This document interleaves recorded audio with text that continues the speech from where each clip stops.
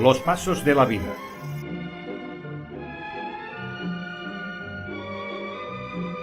Aquella mañana paseando, sintiendo el frescor de la climatología, pensando en su vida pasada al ver el póster que tiene enfrente, una niña saboreando un helado.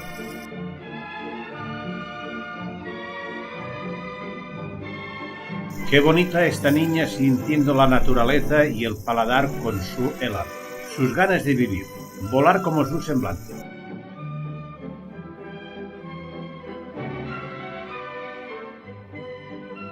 Y él sigue caminando y meditando sobre el paso de la vida con su tiempo de ocio, el tiempo transcurrido y el que le resta por vivir.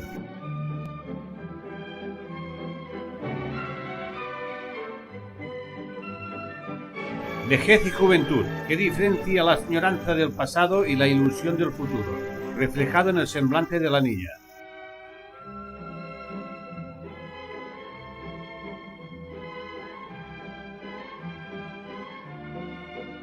Los sabores de la vida, las ganas de vivir y su mirada al horizonte, frente al paso del tiempo, que no para, que sigue, que se nos escapa.